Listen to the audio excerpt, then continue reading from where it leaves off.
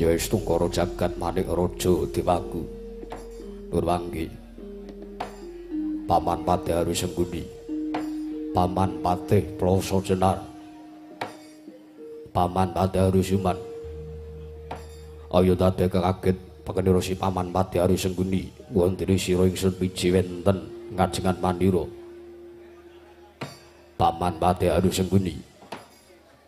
Kawula ana ninggih nggih diwaji semban kula. Pengayoman kula wonten ing Madyapada Prapting Delahan. Gusti kula Sang Nata anak Prabu Duryudana inggih anak Prabu Jakawitana. Nyawa-nyawa jimat sesembahan kula nggih kepareng paduka miji dhateng pisuwanipun ingkang pamaning kepatihan. Saestu ing jawi sanget damel kwatosing manah pindharan salomba pinanjering alun-alun. Kumitra caruk maras. Nanging cemeplong raos sing manahipun kang paman sareng kula sak pejagong kelawan paduka lan nampi pandangu paduka. Manahipun kang bapa tebih saking raos kemarasan nggih diwaji sembahan kula. Pengayoman kula wonten ing Madyapada anak Prabu Jakawitana marang kula nyadeng dawuh kawula ana ninggih. Katiparan seneng para Paman Patih Harusengguni ingsun percaya. Lan ingsun pitayuna dadi batal wakil ingsun. Murata diagi paranata tata rakit kawrajan negara Ngastina atur nuring panjenengan ingsun samandhapun jero nganti kang karempin Paman Patih Harusengguni. Nun inggih nggih paduka menawi paduka dangu dhateng kawontenaning kawrajan wonten negaring Ngastina nggih. Para kawula samya sayeksa eka kaptiakare luring nusa bangsa tuwin negaring Ngastina. Mandhapipun dumateng para abdi prajurit ingkang boten kendhat nyenyo tansah gladhen olah kridaning kaperang. Sawanci-wanci praja paduka anak Prabu Jakawitana katempuh parang muka tartentu boten badhe anggepok kunca paduka. Anak Prabu Jakawitana nggih kapareng ingkang paman rembug kasawurna putung sumangga kabandhemna kawula ana ninggih. Ya jagat pangesungkara. Paman Haryo, kula wonten timbalan. Teka damel bumbung lan damel marem. Yang sing manah inggih putra Jakawitana. Sareng kula tampi pangandikan paduka yejeng antika Paman Patih Harusengguni. Boten langkung pakaran kang utama wedhen takno selawase urip Paman Patih Harusengguni. Menapa ingkang sampun paduka dawaken tartentu kula mboten badhe suwala nggih kawula ana ninggih. Nur wangge pupur ban. Popo depan Durna, popo depan ing Sokalima. Sarawuh paduka popo depan Durna ing putra Jakawitana katuraken pabagya raja mukya kunjata karsa paduka. Popo depan Durna ing Sokalima, popo depan Kumbayana. Lole kentas waru gembal manyar-manyar doneng dungkel. Arana alas dadi wanah.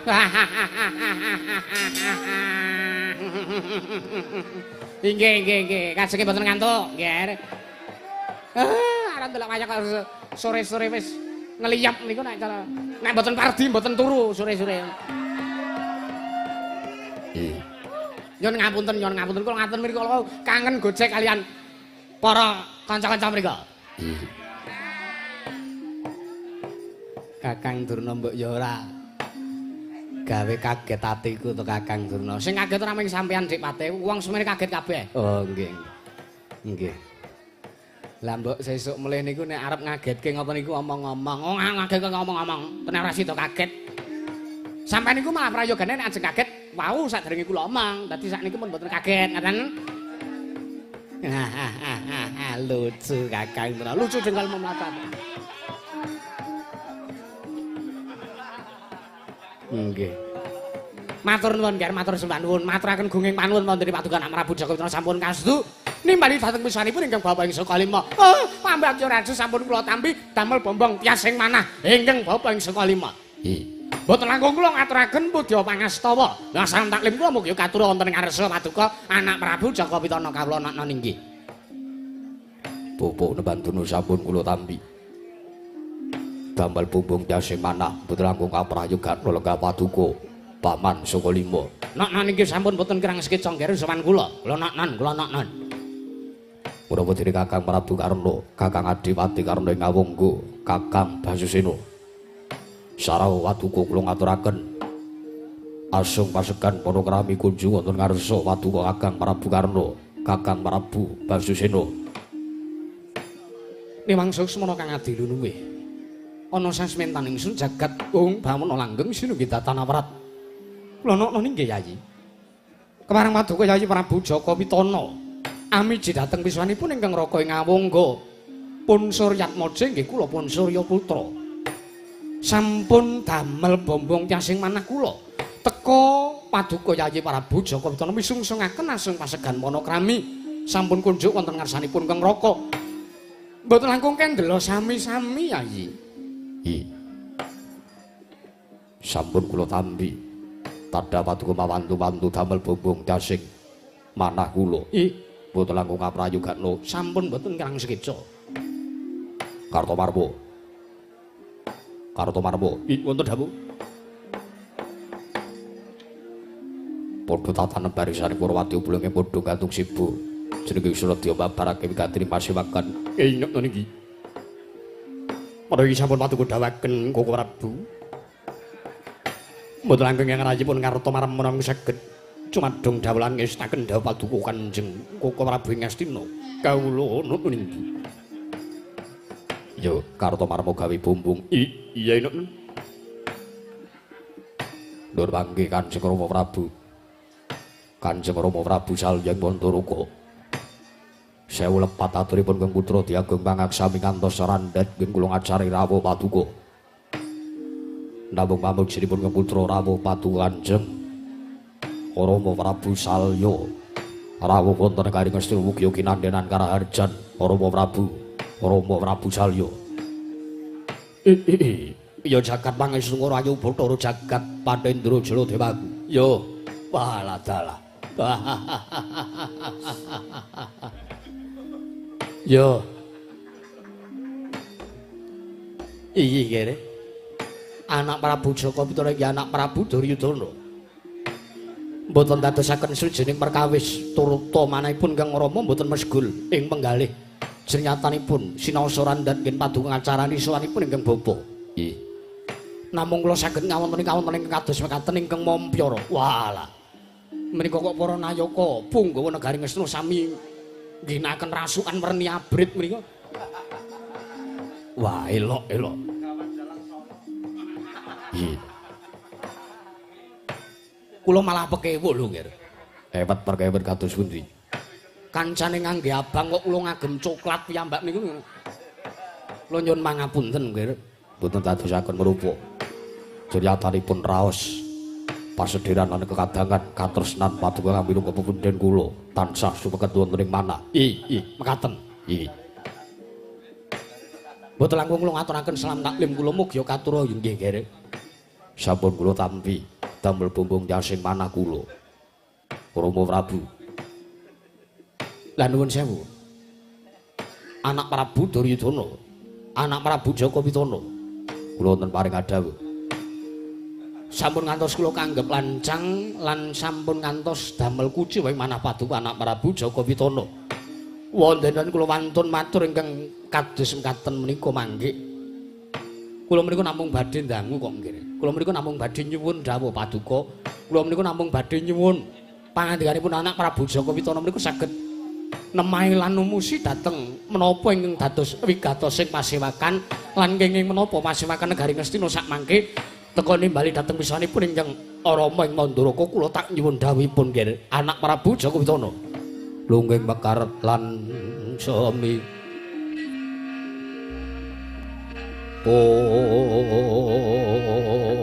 puspita ing Taman Sari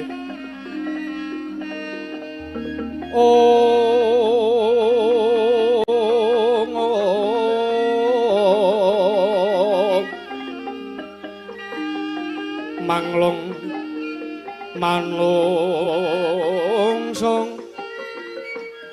wangi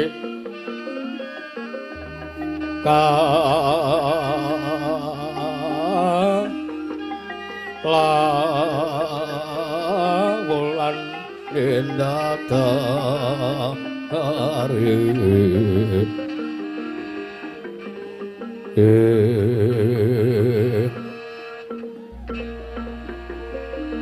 barum sasmita sang gombang bebayang ngarang sang pucuk sarinding kembang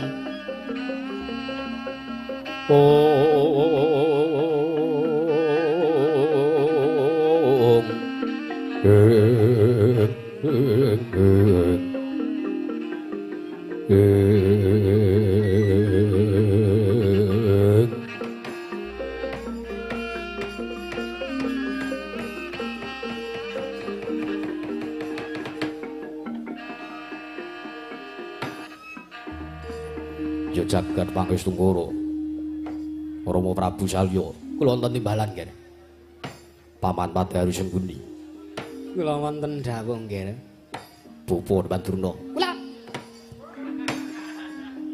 wonten dawuh Nuwun sewu nyuwun pangapunten estu kemawon tanpa kula matur wonten karsa jengandika sami sami rawuh mesti kemawon jengandika sami sampun sami pirsa menapa ingkang dados legetaning manah kula wontene kula nggadahi pasemon ingkang sajak kujiwa ing manah Sungkawa tiasipun Kang Putra Punjaka Pitana Rama Prabu kula nyuwun dawuh lho mangke riyen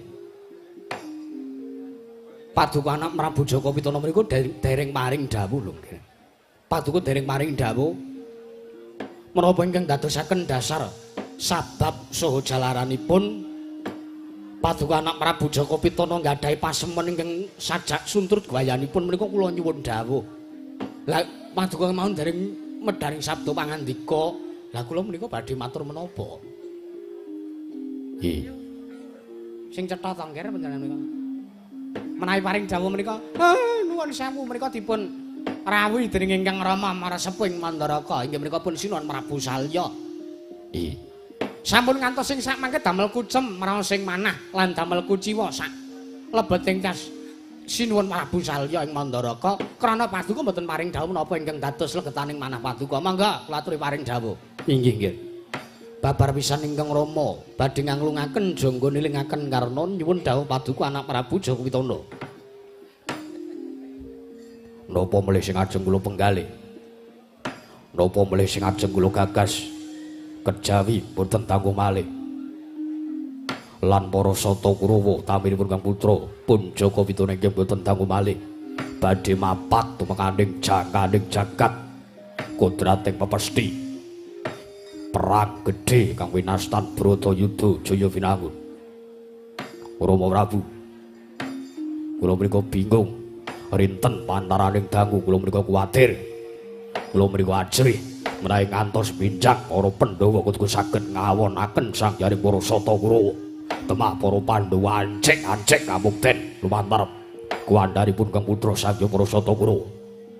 Ingkang kula manah-manah, ingkang kula angkah, ingkang kula jangkah saben dinanipun mriku. Kados pundi serananipun para Pandhawa saged gelasah dadi babatan pacing nalika perang Bratayuda wonten madaning Tegal Kurukshetra. Oh, mekaten. Nggih. Oh, alah nggih dados menjelang niku namung angajab dumadining merang Bratayuda ngaten. Mboten. Kula menika mboten ngajab. Sapa sing sudi perang, sapa sing saguh perang. Nggih. Kula dawuh. Nuwun sewu. Bapa turu kados pundi? Bojo kula pun wilu ta menembe mandhap. Liripun menapa? Dedake telas kala wau. Kakang Duna kok nyela-nyela. Putruna. Kula wonten dawuh. Menika rembug wigatos. Nggih. Lah kok Paduka malah nyela-nyela aturipun Kang Putra. Nuwun sewu. Menawa sampun boten betah lenggah teng negara Ngastina, menawa sampun betah lenggah melu karo para sata Kurawa, apa wis ora saguh mukti wonten kersanipun Kang Putra Punjaka Pitana. Lho, liripun Nggawa bojo ora tatan. nyun ngapunten kan, nyun mapunten. Pun kula tak mboten ngiguhke napa-napa. Kula tak mboten matur napa-napa. Nggih, nyun mapunten kula ngakoni lepat. Mengke riyen nggih sanes bojone Durna sing dirembug. Nggih.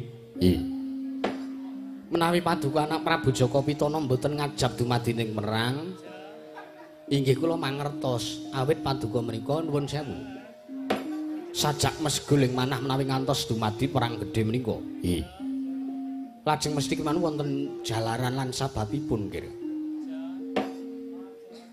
Perang Bratayuda menika dumadi sakderengipun perang menika lumampah menika miturut kabar ingkang kula tampi menika kedah wonten duta agung. Lah menika nggih badhe kula suwunaken pirsa dhateng Arsa Paduka. Lah rak ngaten kecandhak perkawisipun. Nggih.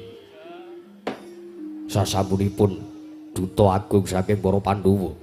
Mbah, agunge saka ngendi kula ya ora ngerti. Sing diagung-agungke niku napa kula niku ya ora ngerti. Pandhawa wanine mung utusan karo wong tuwa-tuwa. Lho. Sinten? Tiang sepuh-sepuh sinten? Dewi Kunthi kalih Prabu Drupada. Niku nek mboten wong tuwa-tuwa napa? Nggih, nggih. Menika pun agungaken kalian para Pandhawa. Lah iki duta agung tumrap para Pandhawa, nanging tumrap Duryudana menika duta ketibal. Lho. Liripun menapa? Pandhawa niku ora duweni watak satriya. Kena ngopo yen arep nanjing negara ndatah utusan karo wong tuwek-tuwek. Kena ngopo Pandhawa ora prapta mriki piyambak. Nuwun sewu ngarep. Gandel. Nggih. Depate apa? Aku ora dijaluki iku. Ora apa-apa. Malah penak. Ndelok ki penak kok. Iya. Ngrungake tabuhan kuwi penak tenan. Karo maido wong mayang kuwi penak tenan. Aja dipaido to Kang. Kula niku arep ajeng mayang sewengi niki tok. Nembe pisan iki teng mriki niku. Wis ora idep apa. Aduh. Pokoke sampean le mbusana besus lho Dipati. Nggih. Wis wangun apa gayamane Sala wis lawas. Jarike ya jarik lawas. Tagene lawas, kerise ya lawas saka Mbah Gati. Iya, Anu nggih. Ning kok kalungan pot. Pot kok nggo kalungan. niki wong tuwa-tuwa niki napa milih kula tundung sing kedaton. Mboten nggih, nggih, mboten. Nuwun sewu, kula mriku badhe nedhem gineman kalian Rama Prabu Salya. Nggih, anak Prabu. Wonten dawuh. Dipun selani mercon riyen nggih. Iki anggaran saka ngendi Kang? Embuh. Kok napa nganggarke mercon barang? Yoga ora tak bayar, dagelan ora tak bayar kok. Ah sampean iki kok ora. Napa ingkang dipun penggalih saking duta agung saking para Pandhawa? Jernyatanipun Paduka anak Prabu Duryudana iku sampun saged nundung miwah duta kapisanan lan duta kaping kalih saking para Pandhawa gagar wigar anggenipun nanjaken negari dhumateng Paduka anak Prabu Jaka Pitana. Menapa Paduka Rama Prabu dereng pirsa? Menapa? Kula sampun nampi nawala saking para kadang-kadang kula ing wiratipun para Pandhawa. Iya. Bilih samangke para Pandhawa badhe angutus duta agung ingkang pungkasan awit duta agung saking para Pandhawa niku wonten 3 ngramban. Inggih. Lah lajeng sinten ingkang pungkasan? Miturut nawula ingkang kula tampi. Duta agung ingkang pungkasan menika boten sanes jauh namung Koko Prabu Padmanaba inggih Koko Prabu Kresna Indrawati. Pramila kumesar raos ing manah kula kados pundi samangke kula badhe ngadepi pratanipun duta agung mriku. Sikra-sikra yen permana kanca sikra ngrakit nawang sesonggana bangsa sangga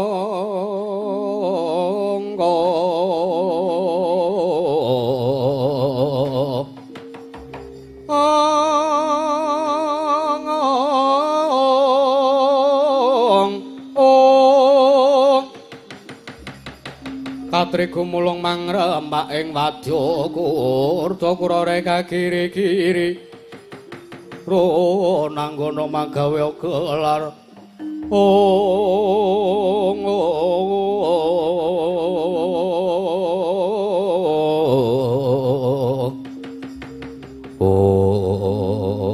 wala jagat pangesungkur wayah Bathara jagat Ameng kali anak kula Ndorowati kok sampean mriku ajrih lho nggih. Nggih. Ameng kali sireng kok panjenengan mriku ajrih lho. Kakang Duna. Mboten ajrih kados pundi? Prabu Kresna mriku piyai lantip panggraita. Piyai Wasis Waskita ing Ngesti menawi ngantos sak mangke kula kajlumprung lan negari Ngastina kula wedhi Indraprasta kula pasrahaken kondur dhateng panguwasipun para Pandhawa. Para sata kura kedah mapan dhateng negari pundi? Lho nuwun sewu, menika ingkang dipun rembag dening Duta Agung menika rak namung mesthekaken Bratayuda siyos napa mboten? Nggih to? Iya. Menawi Paduka anak Prabu Jaka Pitana masrahaken negari Ngastina dhateng panguwasipun para Pandhawa teges negara dibalekke. Niku mesthekaken lan mertandaken bilih perang Bratayuda mboten siyos. Kosok wangsulipun menawi Paduka anak Prabu Jaka Pitana menika ngukuhi negari Ngastina mboten pun pasrahaken mboten dipun wangsulaken dhateng panguwasipun para Pandhawa menika perang gedhe Bratayuda badhe dumados. Nek ngaten to nggih? Iya. Ingkang kula bingung mriku. Kados pundi? Menawi perang gedhe Bratayuda dumados para sata kura badhe nemahi perang. Lho lha kados pundi nyatanipun Paduka umami sampun saguh ngukuhi negari Ngastina nggih kedah dumadi perang. Nanging menawi perang Bratayuda boten siyos lan negari pun wangsulaken dhateng panguwasipun para Pandhawa, para sata kura kedah mapan dhateng pundi? Prabu. Walah. Walah jebul arek ngrembak meniku namung mekaten to nggih. Mengki riyen. Paduka anak Prabu Jaka Pitana menika kok kuwatir menggalih babakan kahanan keprajan. Paduka anak Prabu Jaka Pitana kok kuwatir menggalih babakan Kurawa arep urip nang endi, Kawula Ngastina arep urip nang endi. Nuwun sewu. Kula aturi mas paosaken ingkang Rama ing Mandaraka. Kula menika tiyang sepuh lho nggih. Kula menika wong tuwa, kula niki wis tuwa, kula niki wis nuwun sewu. Sampun boten mantes jalanipun menika kula niku wong tuwa bangka tuwek keklek. Menawi kula sak mangke taksih mengku kebawat keperintah negari Mandaraka, kula niki pun tuwa, kawula kula saya akeh, kula niku pikiran kula niku saya kebak. Malah mungkin namung sasar susur buyar anggen kula mengku sangganing para kawula sak negari Mandaraka. Lah wondene menapa kula matur kados mekaten menika kula wau kula nyuwun sewu nggih nyuwun sewu menawi midhangetaken lan menawi ndaraturipun ingkang Rama lho menika negari Ngastina lan Ngamarta kula aturi konduraken dhateng panguwasipun para Pandhawa lajeng sak mangke Kurawa inggih Paduka sakadang Kurawa badhe mapan wonten pundi nyuwun sewu kula lila lereh keprabon nggih kula lila lereh keprabon negaring Mandaraka kula aturi nglenggahi Paduka kula aturi madeg nalendra wonten negaring Mandaraka nggih.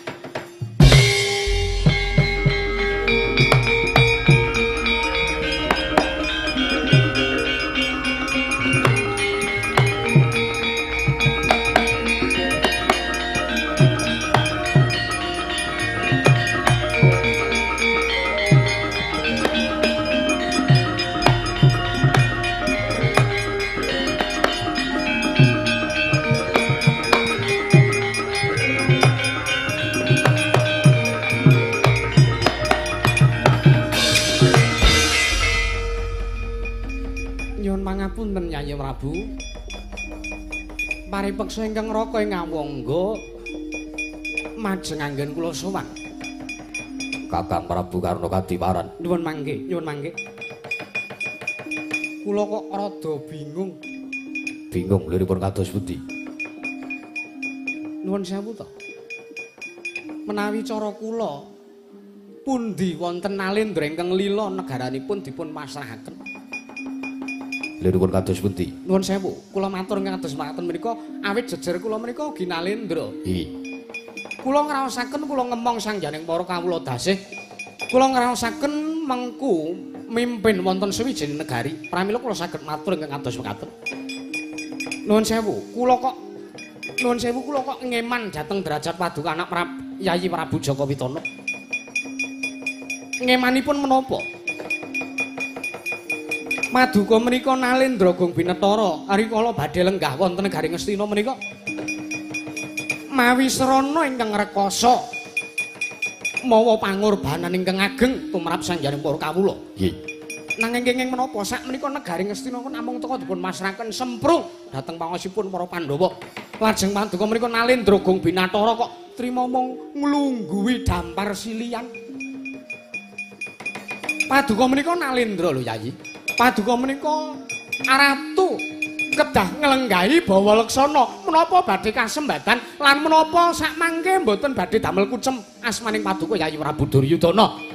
Ning atasipun Nalendra kok mung nglungguhi negara silian, nglungguhi dampar silian mriku nuwun sewu. Kula ngeman dhateng derajat paduka Yayi Prabu Duryudana mriku ingkang ping pisan, ingkang kaping pindho nuwun sewu, nyuwun sewu. Walah, kula kok ngrumangsa, kula niku rumangsa kula rumaos dada kula menika dipun kilani dening paduka Yayi Prabu Duryudana. Liripun menapa? Ngastina menika tasih kagungan senopati. Ngastina menika gadah senopati inggih kula menika senopati negari Ngastina. Kenging menapa kula mboten dipun utus manjer gendera perang. Ngecak perang gedhe Bratayuda mengsah Sangyapura Kadang Pandhawa. Nuwun sewu, bloko suta kula mesgur. Kula gelo. Kejawi saking menika menapa? Kula sajak sampun boten pun pitados dening paduka Yayi Prabu Jaka Widana malih. Awit menapa? Paduka Yayi Prabu Duryudana menika langkung mijanget miwah langkung pitados dhateng ngendikanipun tiyang sepuh ingkang nuwun sewu lho menika amin sewu. Mijanget dhateng panjenenganipun tiyang sepuh ingkang boten nggadahi kekiyatan menapa-menapa. Liripun menapa kula matur mekaten? Wong tuwa niku sing digunakake dasar sing digunakake menika namung paseduluran. Sapa wong tuwa sing ora ngajap antarane para Pandhawa lan Kurawa menika saged rukun nuwun sewu sejatosipun atur kados menika mekaten menika kula namung nutupi dhateng karingyanipun wong tuwa menika kula wau. Pangandikan kados mekaten menika kula namung nutupi dhateng karingyane tiyang sepuh awit mboten saged malih nindaken paperangan Yayi.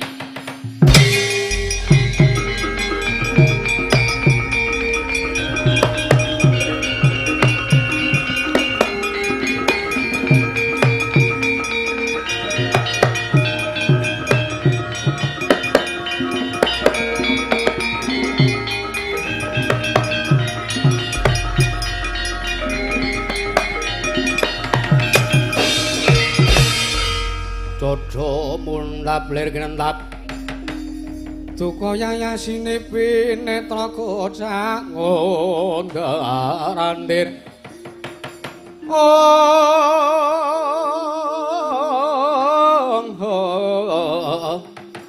Jojo bang mawinga-winga yen sinabun marang sagedheng walah jagat pangestu rayu Bathara jagat Karna Karna.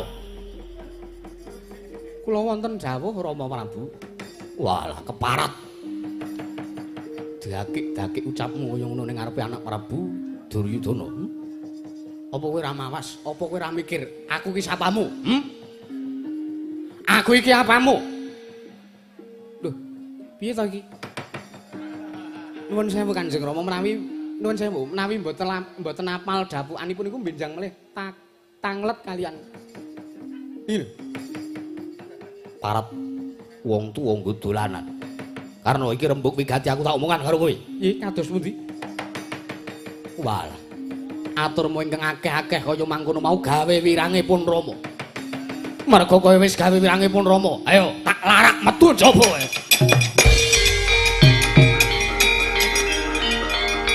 Ayo.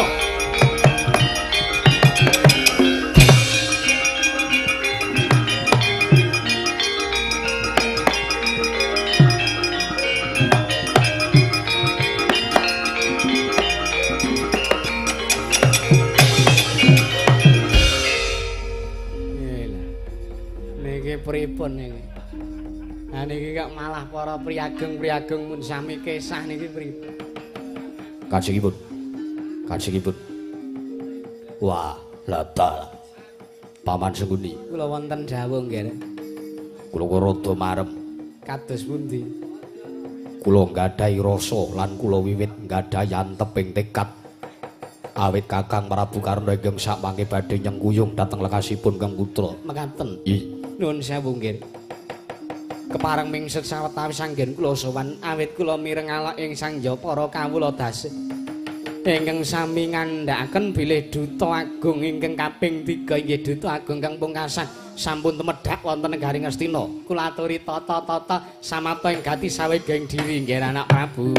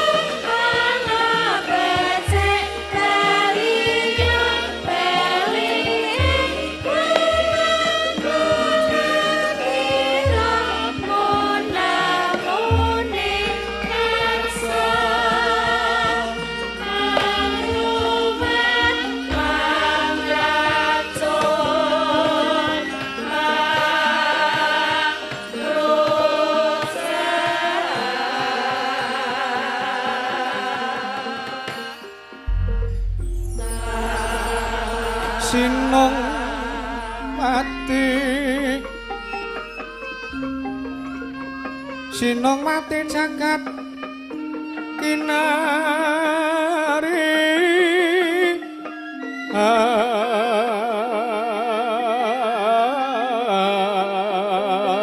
among mbak lumembak ombak ing samudra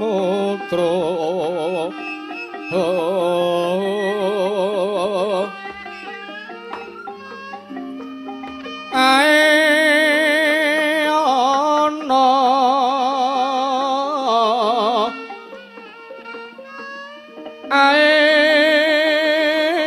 ana bali lumut amrekenggang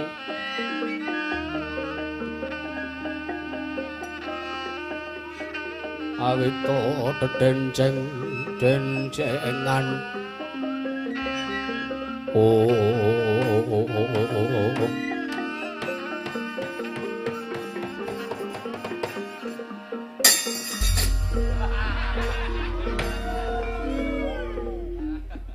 Paman Durna kenging menapa mitak piring nggih ngapunten.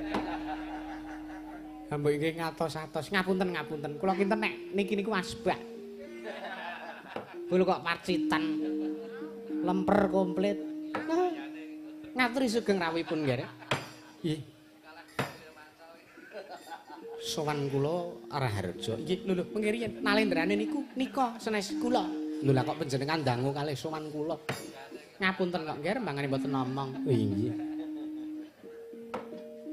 Ya jagat pangestu koro. piye?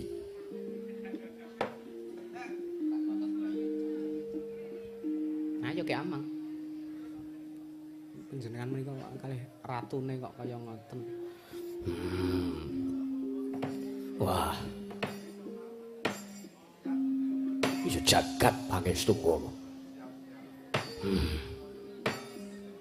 Yayi. Nuwun sewu. Yayi Prabu. Yayi Prabu Jaka Pitana. Yayi Prabu Duryudana. Wah, jagat pangestu ngono. Yayi Prabu. Yayi Prabu. Ya jagat pangestu wonten dawuh. Nuwun sewu panjenengan menika sumurup kula sowan wonten kedhaton negari Ngastina kok sajak bingung raos sing manah menika. Mboten. Wah. Mboten kinten babar pisan sesembahan kula tiyang agung Ndorowati sampun rawuh Duta Agung ingkang pungkasan saking para Pandhawa sampun kemarang rawuh tedhak wonten negari Ngastina. Wah, mbok ampun ngaten. Kula kados mekaten niku namung netepi dhateng menapa ingkang dados panyuwunanipun kadang-kadang kula pun para Pandhawa. Koko Prabu, Kula wonten dawuh. sarawuh patungan Jengkoko Prabu Ndorowati kemarang kula ngaturaken budya pangarsa mugi kunjuk. Notno nggih sampun kula tambi Kaprayogaken sampun boten kirang sekeca. Nggih arep wilujeng rawipun. Lho kok diambali melih. Lho kajenge marem. Nek cara kula niku dipindho men rada kacek. Oh ngaten nggih. Wilujeng rawipun. Ih, Raharja Sunan kula Bapa Durna. Ih. Salam taklim kula katur nggih nggih. Ih, sampun kula tambi. Prayogaken sampun boten kirang marayogi. Koko Prabu, Kula wonten dawuh. nyuwun papunten kula nanjaken bab perkawis wigatos paduka rawuh wonten negari Ngastina. Ih, kula wonten timbalan kados pundi? Menawi ingkang dados darunanipun teka samangke sengkan-sengkan datan pepuyan rawuh wonten negari Ngastina wonten wigatos menapa? Ya jagat pangestu kula wayah Bathara jagat malah dalah. Kula kinten menawi paduka Yayi Prabu Duryudana menika anggape tuwin andhahar, tuwin anyu rasa nawala ingkang sampun kula aturaken.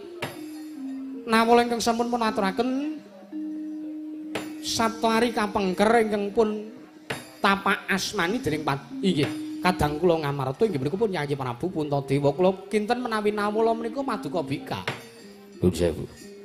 Nuwun sewu. Koko Prabu, Kula wonten dawuh. wontenipun kula matur mekaten menika namung sinamuning samudana. Oh mengkaten. Ih.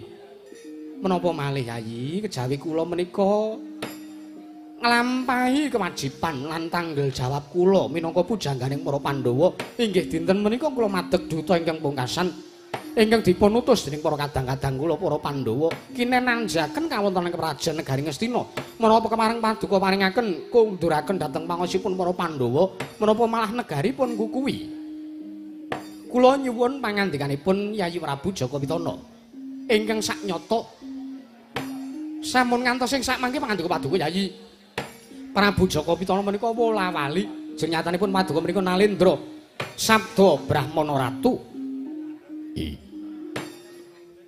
Kejawi saking menika sawan kula wonten negari Ngastina menika pun sekseni dening Jawata Catur ingkang sakmengke sampun parang nunggal sakrata wonten ing kreta Kyai Jaladara titian kula nalika kula sawan wonten negari Ngastina. Kula suwun pangandikanipun awit Jawata Catur inggih menika Iwang Pikulun Narada Kanwa Janaka lan Iwang Pikulun Rama Parasu ingkang sakmangke minangka seksi anggen kula badhe nanjaken kawontenan negari Ngastina pun pasrahaken menapa mboten lan menika minangka panentu lan menika minangka inggih menika niteni lagu menawi negaripun kukuwi teges Bratayuda kasembatan kosok wangsulipun menawi negara pun pasrahaken pun kunduraken teges perang gedhe Bratayuda wurung Yayi. Tansah marmamoring sukma sinukmaya winaya ing sepi sinimpen telenging kalbu pambukaning warana Semar lan saking liap layaping ngaluyup pindha pecating sumbana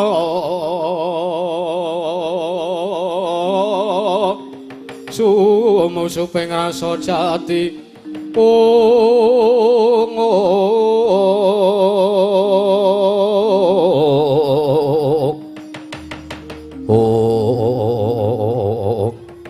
ya jagat pangesungkara Kang Prabu wonten timbalan boten kinten babar pisan wah dewa tumpun perkawis menika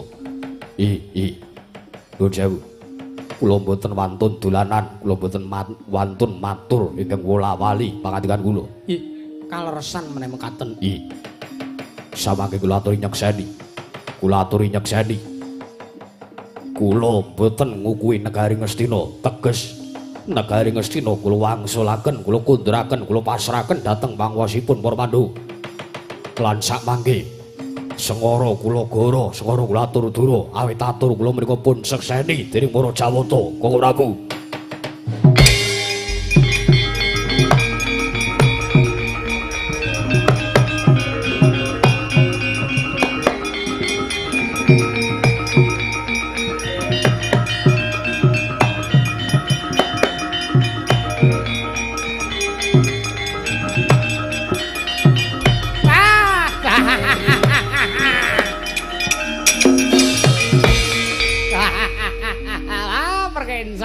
Dayang pak bong bolong kali codhe sapa sing gawe Kresna Sasinampurna kewajiban kita ngger Sasinampurna tanggung jawab kita Kresna yen ngono ulun sekseni perkara iki wis disekseni jagat yen to perang gedhe Bratayuda wurung ngger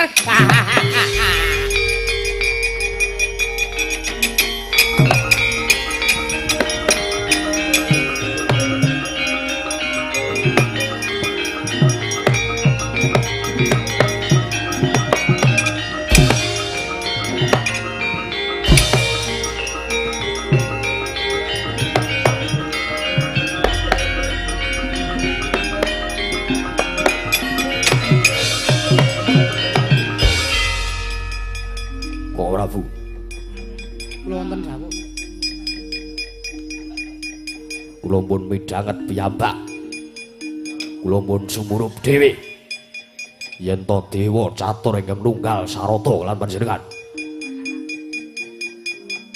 samangke sampun kesah sampun nuncat saking bumi Ngastina pramila sampun ngantos atur kula masrahaken negari dhateng pangwisipun para Pandhawa sampun ngantos mriku pun pitados nuwun sewu taunana windanana yen to durung glundhung mestakane Duryudana urung kasembatan Pandhawa ngukup negara Ngastina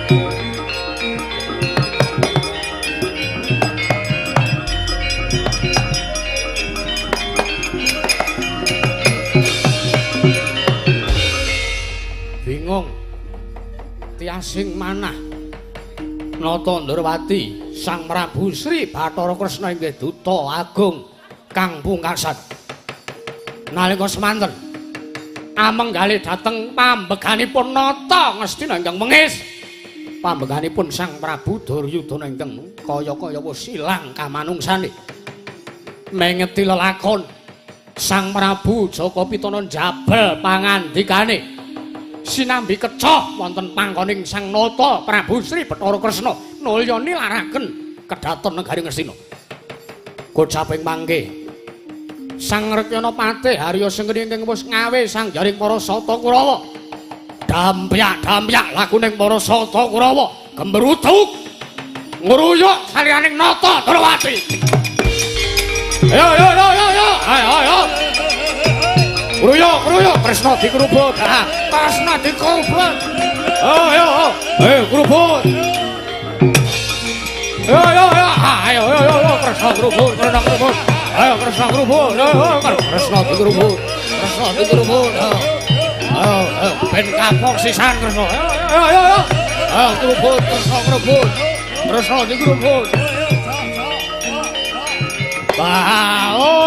Ayo dikerubut.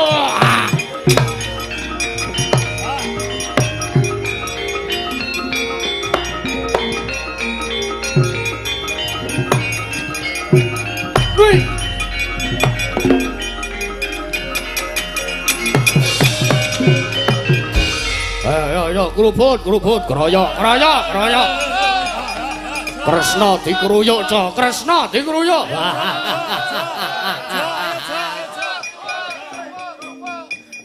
Modar tenan Kresna. Wah, Modar tenan Kresna kowe. Wis ora iso ngapa-ngapa tenan Kresna. Ayo sambat kowe Prabu Kresna Ndakawati. Ayo dikeroyok karo Kurawa. Sengara iso glawat. ayo modar tenan Prabu Kresna. Modar tenan. Kocapanata Ndrawati ingkang wis kinarubut dening Marasata Kurawa den keroyok dening Marasata Kurawa. Nalika semanten astanira Sang Prabu Kresna graya anyenggol bedoring Yai Kesawa. Nalika semanten medal saring usada dadi buta saguna pranaan.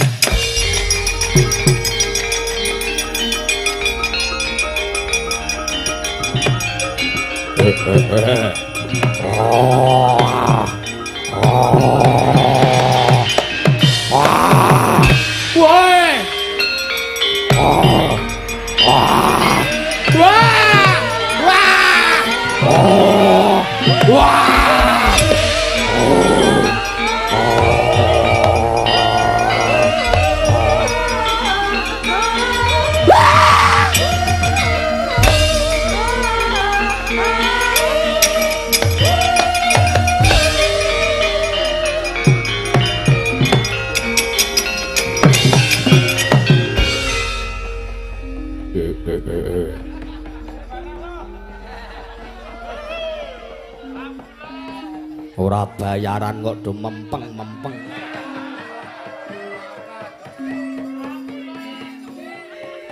Oh, Prabu Duryudana. Pakardemu pancen sak ngisoring dlamakan kowe. Yo. Negara Ngastina wae dadi regejekana untale wae. Nggih, kula aturi sareng nggih.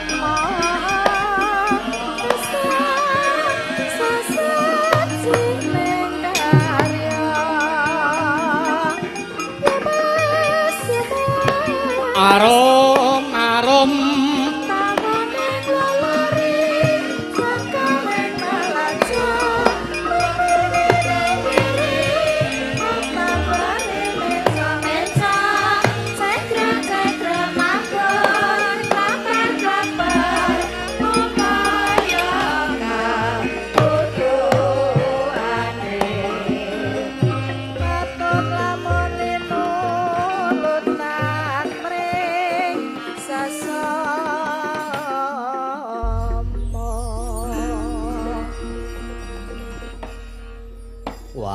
Wah, edian wah.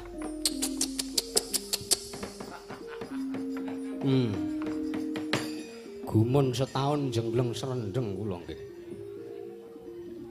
Ih. Paman Prabu. Nggih, kula. Nggih. Napa kok kaget? Kok kaget kenging napa? Kula gelo kalian panjenengan, Paman. Lho, kula sebabipun Kula menika rak nembe kemawon Tiwikrama, kula nembe kemawon dados buta ageng. nggih. Lah kok pun ndaken kamurkan kula menika rak.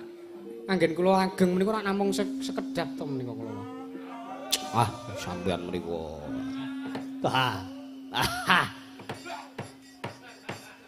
Anggen limrah mawon panjenengan gelo mergo sampean menika tesih enom nggih to, Nger? Inggih. Lah nek kaya kula niki, Nger, wis tuwa ming arep ngopo, ming kari karepe. Nek ora disurung-surung. Kaya-kaya ora ana kekuatane kok, Nger. Panjenengan niku ngendika menapa? Mboten. Kula niku ajeng matur kalih panjenengan. Ih, matur babakan menapa? Le sampean kok iso tetek awit Lho niku wau lho. Anak kula Ngastina niku kecoh teng ajengan panjenengan. Amit lho nggih, kula hakbu terus ngeten teng mriku niku wau. Panjenengan mriku nalindra kok saged tetek manahipun. Nggih sampun kewajiban kula kados mekaten kok Paman Prabu. Lho, kula niku nindakake kewajiban nggih. Kaya ngoten niku giri godane niku pancen enten ning kula paripaksa kawon kalian giri goda ingkang tumeka menika. Pramila badar anggen kula laku. Lah nggih mriku sampun nasib paduka. Oh lah inggih. Lah sing ajeng kula takonke, senes niku nek niku cetha wong semene gumun Kresna kok iso tetek karo sing dadi pambekane Ratu Ngastina ping pindhone Kresna iso dadi buta. Wah, luar biasa kira. Lembuk wau sing ditokke sing enten tembok ngomah niku. Lah nggih wonten mriku nggih dipun pirsani saking mriki mawon rak nggih ketingal. Oh lah nggih. Nggih. Nuwun sewu Paman Prabu saya badhe nyuwun dawuh menapa, nyuwun atur menapa. Bratayuda siyos to nggih. Pripun? Bratayuda niku siyos to. Lho, lah kirang mangertos. Ah, sampean niku ampun goroh lho. Iya. Kula tak takon menawi kula midhanget rembuking pasewakan niki wawang nggih sampean mriku dados duta agung saking para Pandhawa, Bratayuda niku siyos to nggih. Lho nuwun sewu. Bab janganing jagat perang Bratayuda menika siyos napa mboten menika namung gumantung Gusti kang karya loka Paman. Oh, ngaten. Nggih. Teges dereng kantenan nggih Bratayuda sida napa mboten? Nggih, dereng kantenan. Oh. Nggih. Lah ning Kesundi. titine perang Bratayuda sida napa mboten niku rak kacena saged ketingal saking anggenipun panjenengan minangka duta agung Nggih, nanjaken kawontenaning negari dhateng inggih menika pun anak Prabu Duryudana. menawi negara pun kukuwi, Teges perang Bratayuda menika sida nanging menawi negara pun balekaken dhateng pasipun para Pandhawa, teges apa perang Bratayuda menika mboten siyos. inggih pancen mekaten. Lah nggih.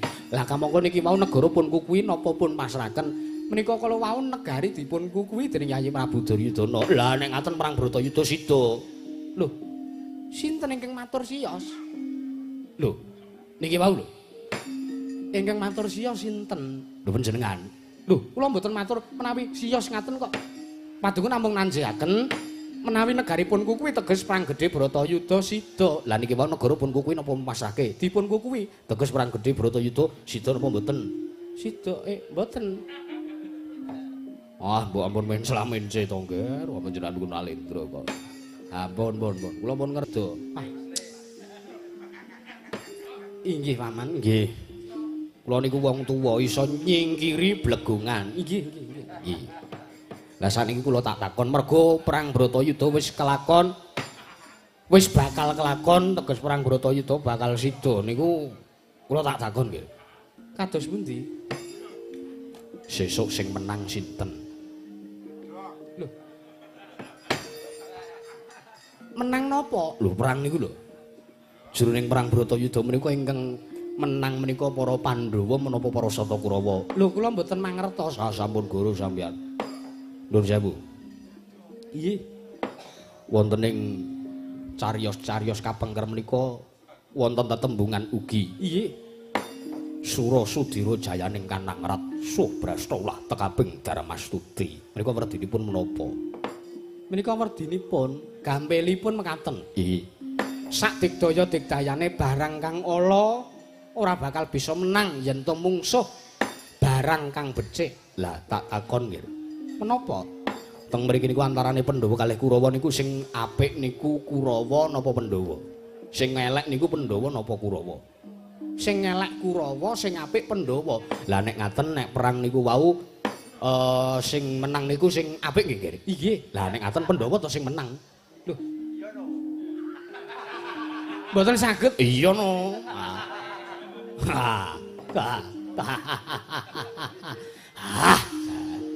Kangen kula kalih sampeyan niku. Ya pun nek ngaten Pandhawa cetha menang. Nuwun sewu kula mriku mboten matur lho. Paduka menika wau nak nanjehaken cariyos ingkang sampun kapengker to. Nggih nek digathuk kalih Kurawa kalih Pandhawa nggih nyambung mawon to, Ger. Ayo ta, nggih to.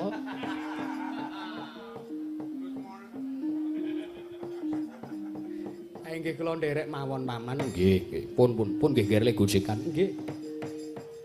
Pisan melih kula ajeng matur. Kados pundi? Kula tak matur kalih sampeyan. Matur anu paring jawab menapa? Kula titip anak kula. Sik nggih. Napa?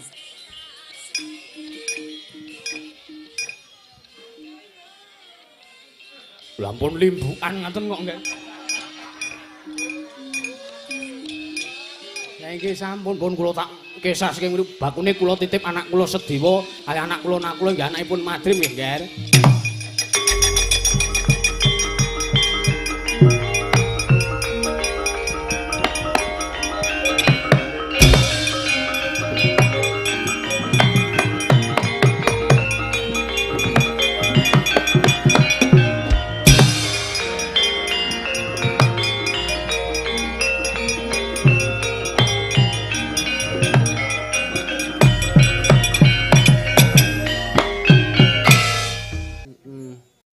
muni mboten denek mboten muni sebelake mawon. Cek cek tes tes. Sampun Mas. Oh, alhamdulillah. Ngecek ngene lho. Ora pidato kae. Kuwi teknik lawas. Ngetes mi kok disebul kaya mike panas kae. Panas ya nek bar dinggo. Tes mic ya nih testing testing testing testing setetes langsung bunting. Oh. Lah ya kuwi mau Nek bar kuwi ora dinggo. ngetes kuwi ngecake jenenge ngono kuwi. Tes kok. Dadi nek panas diapake? Sebul. Aku tak sebul sik aki panas mau. Dahunine. Iku mesti agi wiwit aja lucu sik ana agi wiwit kok. Iki tekan gara-gara lho iki. Iya. Ya kudu lucu. Ora usah mikirke piye-piye. Iya. Sambatan ya sambatan. Sambatan yo. Tekno wong iki ya juragane dhewe bose. Ya. Iya karyawanku ya bener. Nek kepiye to? Dadi wis wengi iki wis ora usah ngarepke apa-apa. Berarti ora lucu ora apa-apa. Wis mung telo godhok kae mau entuke. Tela kodanan. Alhamdulillah. Telo kodanan ngerti ora? Apa? Cara kene iki tela Cara- kodanan. Enak banget. Telo kodanane dadi gathot. Gatrot. Kowe kuwi no. Ki jamur. Oh, rada ana. Lah ngopo? Wah, aku kok kena eksim. Oh, ora aman-aman. Aku ya kudanan aman. Sugeng dalu Mas Yusufku, Sugeng dalu. idolaku, cintaku, sayangku. Tenan apa piye? Gek tambahi manisku. Wah, wah, wah. Wis tak rayu-rayu ngene ditilapke ping 3 aku kok piye. Lah ngapa? Ha iya wis tak rayu-rayu pendak wengi ngene iki. Ora dijak ping 3 aku. Nonton streaming aku mlongo. Ayo ngene iki yuk. Kadang lika-likune donya iki ngono lho. Sing ngrayu malah ora tijak ning sing meneng wae malah entuk. Ya kuwi rezeki. Nah, ngono kuwi. Dalu niki alhamdulillah. Nggih. Lewat perjalanan rodok udanan sore wau. Nggih ra ngasta mobil. Nggih, lewat dalan kene mriko niku Selo Ambyar. Selo ambyar apa? Kono kuwi lho dalan iki rono. Selo ambyar. Watu sigar di Lah yo nek sigar prayo ambyar. Terus Lah yo nek desa aja singkat. Aja dibasake. Aja dibasake. terus metu rene terus alhamdulillah tekan jeram sepuh. Jeram sepuh kene iki lho. Jeram Jeruk legi. jeram ki jeruk. Jerak ora mudeng basa Jawa. Jeram ki jeruk, sepuh ki tuwa, jeruk ki tuwa. Kene iki ngendi? jeruk legi. Lah iya mergo legi ki wis tuwa. Oh dadi mergo legi tekne tuwa. Tuwa. Lah ra mesti golek iki sing paling tuwa legi ora. Ilus ora sadu-adu kene iki wae. Wis to. Contoh iki. Heeh, dhisik legi. Lah terus jeruke pangan codot dadi wis Sapa lan? Sapa? Mamiku lho. Mamiku. Ana ing jeruk endi? Jeruk legi. Jeruk legi kelurahan Kotangan. Hei. Eneng Mbah Lurah. Lho, aku ki teko lagek pisan nek kleru Lagi pisan jeruk legi kok ora kotangan. kelurahane ngendi? Katongan kok ora kotangan. Lah, kuwi lho, Katongan ning Dua Kotangan ngono maksudku. Ya ora mesti kok ya. Lho, lah nek dados kok. Lho, lah jeruk ki nek ora Kotangan. Oh iya iya. Heeh. Oh, Dadi ra sida legi ya. Ah, kecapatane Nglekar. Ngelipar. Ngelipar. Aku deg-deg. Dadi nek didadekke siji mong kepiye upamane tak jajekke siji. Ya jeram sepuh Kotangan Nglekar.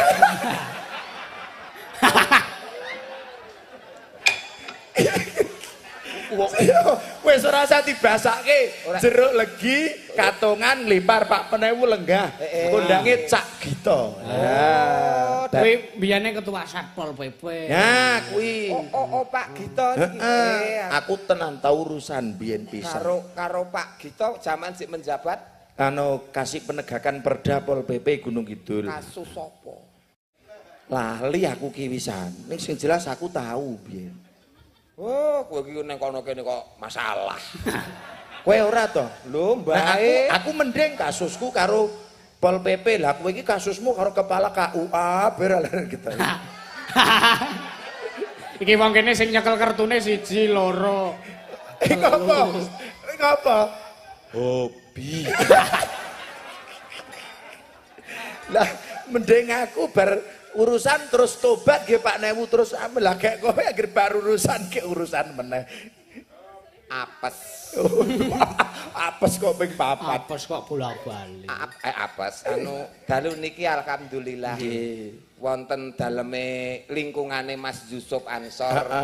Hebat sekali luar biasa pengetan Hari Wayang Dunia dan Hari Wayang Nasional. Wengi niki. Iya. Aku ngerti dadi juraganku wis taun-taunan.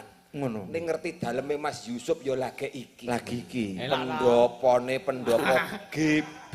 GB ki apa? Anu apa kuwi jenenge GB. GB Galpalum Bajaringan. tak kira ki apa? Kuwi malah ora doyan rayap kuwi kok. Heeh, tenan. Kowe ning kamar mandine ora? Luar biasa. Kepiye? Kamar mandine apik, ketoke bangunan anyar Mas. Mlebu beleng, embere anyar ijo aku ngerti Mas. Wah, klosete anyar, gayunge anyar. Lawange ora enek kancinge. Gek kepiye? Kowe mau ning jero ta? Ha kuwi nguyuh ki anggar tak tutup mengo, tak tutup mengo. Mongko kono nek ibu-ibu masak racik-racik. Bingung hati nguyuh ki karo nyengkal lawang ngene ya. Lah persis kene. Mbere ta coba praktekno nek. Lah persis to. Napa? Kirek nguyuh kirek ngono kuwi.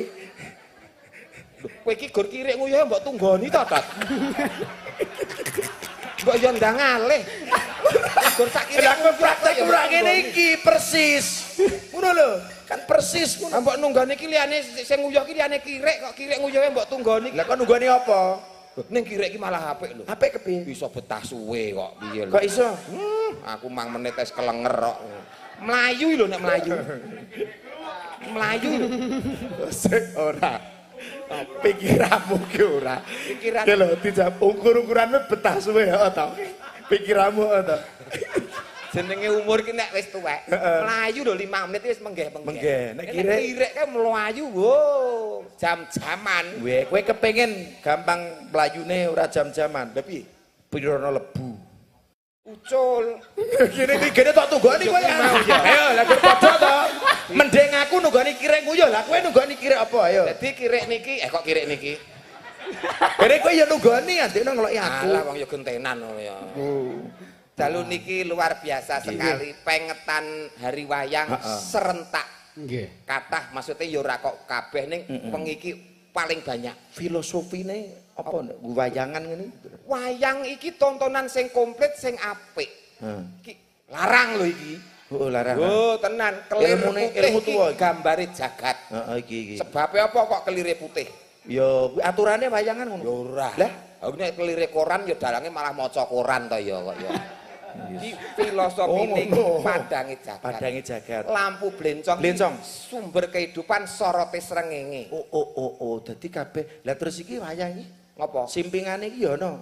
Lah kuwi kiwa tengen kuwi. Mungkur ana. Tegese Lho nek adep-adepan padu dhewe-dhewe wayange. Oh iya, dadi iki ngene iki sak gamelan-gamelan iya Iki filosofine. simbol kerukunan.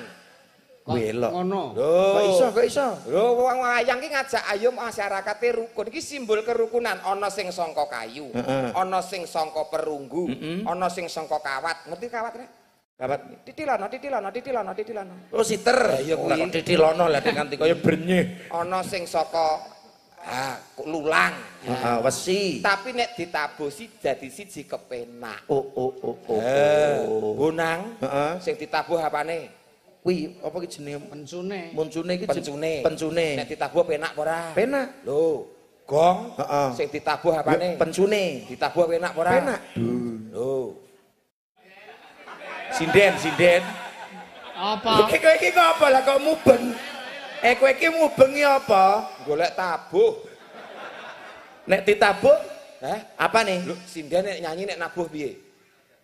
Nek Tabuh apane? Nyanyi nabuh ya nabuh. pencune. Sinden ki pencune ndi omonganmu lho. Golek ana. Pak Dalang ya ta, nek ngendika, ya Mbak nyanyi. Sing ditabuh apane? Jare lambene iki lho. Ki sing ditabuh nggo napa ya iki? Mosok pencune.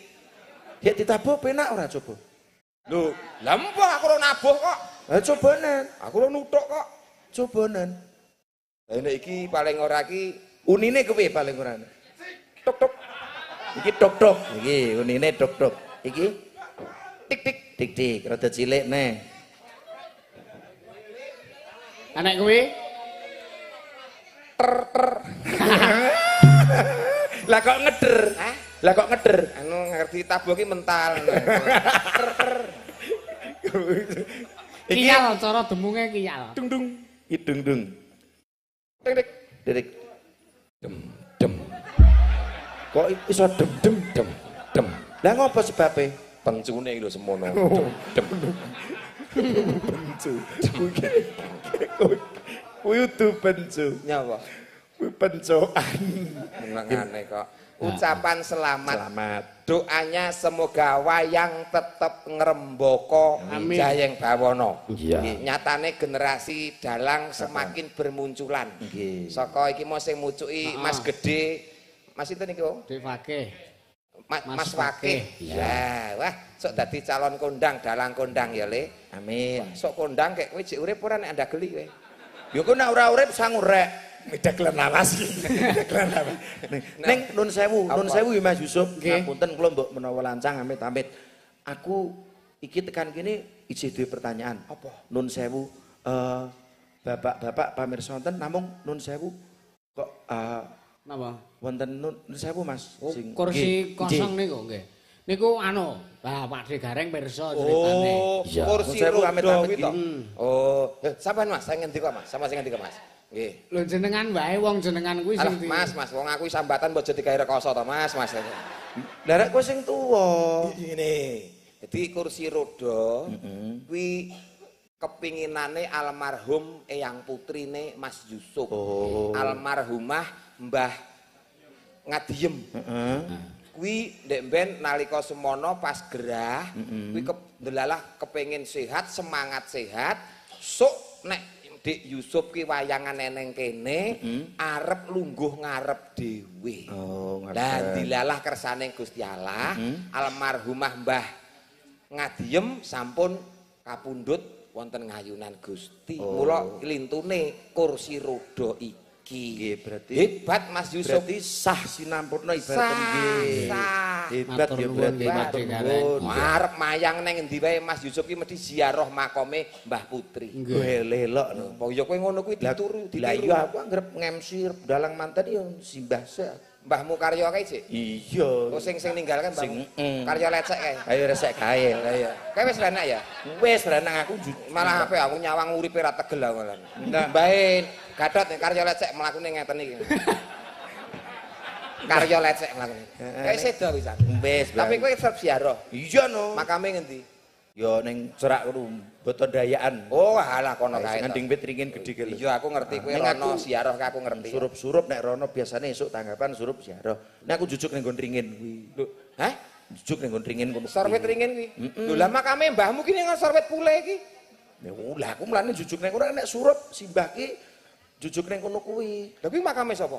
Gendakan retanggane ning kono kuwi. Jadi Oh, kan ya senane ning kono aku jujuk kono sik. Lecek kowe mah. Surup. Pelecehan karo mbae Karya lecek. Lah kowe Mung ngene mbuh lho. Kuwi ya pelecehan kuwi. Ngene kok ya. ya kok iya kok. Nggih. Karo pokoknya- seneng-seneng ya Nggih. niki sindene komplit kabeh. Heeh. Komplit nek enek sing ijen siji ya ora apa-apa. Nggih. Mergo kepentingan. Oh, kepentingan. Nggih. Kepentingan. Kepentingan. Nggih. Kepentingan. Kepentingan. Kepentingan karena melenting. Nggih, tetembangan mbok pilih mangke wonten Oh, ngersake nenten. lagon napa-napa. Enten. Mas Yusuf. Ada ini titipan Nggih. dari penggemar wayang, penggemar Ki Yusuf. Oh iya. Enek nawalane mak enek. Wah. Selamat malam Ki Yusuf, nyuwun lagu Putra Nuswantara. Oh nggih, spesial kagem Ki Dalang. Semoga tetap menjadi dalang yang amanah. Iku ngak apa? Sasi sepi iki enek atusan ewu tenan trot. Kaya sak yuta wisan trot. Nggih. Lho, Iki dhuwitku gur liwat tak ngeh kae. Wong kae sing ning cerak kenong kae. Oh, admine kono. Ora. Lah? Aku ndek utang lho, Dek. Wow, kalah libet kowe. sedekah. Dalang kondang pinter sedekah ya Mas Yusuf ngene iki. Kok iso ya? Yo duit sedekahke, duit sedekahke. Jebule kok ngapa? Sedekah. Ora nyarutang. Sedekah. Sedekah. Kowe karo iku aja ngino lho, ora dijak kapok kowe. Dari penggemar setia. Oh iya, saka YouTube Army Iya. XL. Oh iya, saka YouTube, Mak. Enten melih. Terus? Tok akeh Enak banget. meneh.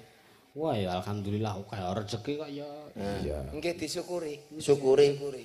Nggih alhamdulillah. Saya tak Nek repot kula wangi lho Mas. Ampun mboten usah kula iso dhewe kok. Iya. Sedekah. Nggih, Mas Yusuf aku ora iso nyawer, gur iso nyawer legandha sak ombyo. Oh iya. Iki njaluk lagu Rondo Teles. Oh iya. Oh bar kudanan. Tujoke Mas Sukir karo Mas Gandrung. Ya. Sok meteki boyokku ning wayangan. Oh, berarti legandone iki arep dinehke rondo sing teles mau. Ah. Nggih. Iki kanggo Mas Fakih. Ah, men iso lancar sak teruse amin. Amin. Sawirane kanggo Mas Fakih iki saka Mbah Warni bakul legandha. Oh, amanah. Nyoh, nyoh. Lah mbok yo sing ikhlas. Ikhlas aku ki. Ikhlas kok diuncalke. Aku biasa nek karo bocah ki guyon. Iya. Kok reneng sing go Mas Garing. Mboten Urung tekan. Aja kok ngomong ora nek. Durung. Dinteni wae. Kok ora metu kuplokku tak copot tak lumahke 2000 kelar iki. saiki ler. Iya. Pak D nyuwun langgam rengu. Iya. Kagem pepunden Bapak Sutarjo sekalian Ibu, kagem grup Pandemen Dalang Yusuf sak indenging bawana saking kagem Pak Amin, Pak Mbak MD Sri Hartati, Iya. Kak Ririn yang di Hongkong, kagem Makti, Bapak Gianto lan para Pandemen Ringgit Purwa. Nyuwun sewu badhe Pak D durung iso berkahi langsung mergi taksih ngayahi jejibahan ingkang boten saged pun tinggalaken mugi-mugi acaranipun lancar saking Pak Diratno. Oh nggih matur nuwun. Iya. Saka ngendi neh, Mak? Saking Bude Jumirah request lagu ayang-ayang ingkang ngaturaken Mbak Via. Oh iya. Heeh, iki wong omah ki sing digemari Mbak Via kok. Iya. Dadi ki tekne urung ya ki mo. Dinteni Durung. Paling ora nek gareng dagelan ngene iki paling ora iki camat mengko. Nggih. Wau kula pun ngerti, Pak. Penewu niku kresek-kresek nggih trompete niku napa. Kresek-kresek piye? Bintang tamune sinten? Oh, Gareng Tralala Pak aku. Oh, nggih nggih gek disak meneh. Ngono. Padahal mesti ditokke lho. Wis ditokke. Oh, lah badal wis ditokke. Terus dilebokke meneh.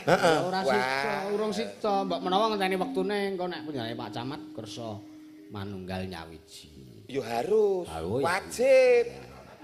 Hukum iki wajib. Seorang camat sing nata sak kecamatan di mana masyarakat mengadakan hiburan acara wajib hadir bukti tresnane camat karo masyarakate. Nek wayang misale ya kudu naik panggung paring pangandikan pidato terus nembang. Oh ngono. Oh, camat ki ora mung iso nata ning ya iso menghibur masyarakat. Aturane ngono aturane. Upamane kok ndelalah Bapak mboten kersa nembang, upamane Pakil. Wakil sapa? Ya sapa-sapa entuk. Contone Aku. lah iya ta. Ya tak rungokke tenan. Nggih, Pak Lurah nggih lenggah. Ya, Pak Jumawan. Diaturi wong sing kagungan wilayah kok. Sik iki ning nawala neh. Kula nyuwun dikirimi tembange pepeling, derek iklan dan promosi ude kambing Maramulya melayani akekah masak gule tongseng saha nyediani hewan kurban. Nomor HP 0857 47010987 alamat Ndaraman Sri Martani Piyungan Bantul. Oh ya. Bola Bali Mas Yusuf iki nggo iklan iki bola Bali. Iki lak mung sate kambing. Yang Magelang iki lho tau nggo gawe iklan. Iklan apa? Biting. Bitek saka sodok Biting karo tusuk sate lho. Nek Magelang ya Mas ya? Tahu. ning iki mau iklan sing tinggo kambing guling akikah iki ketoki ya minimal kaya aku lah nek kaya ngene iki ora masuk lah. Ya masuk. Lah iki balung tok niki. Ya ngetheng klengane. Oh iya iya.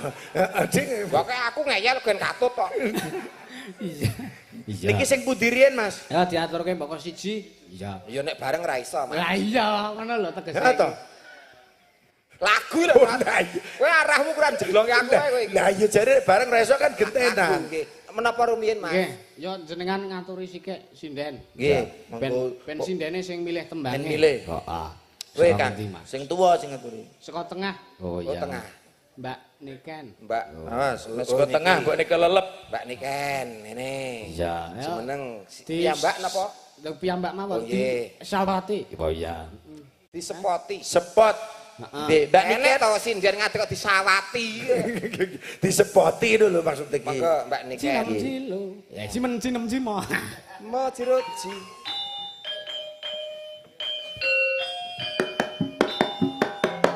Loro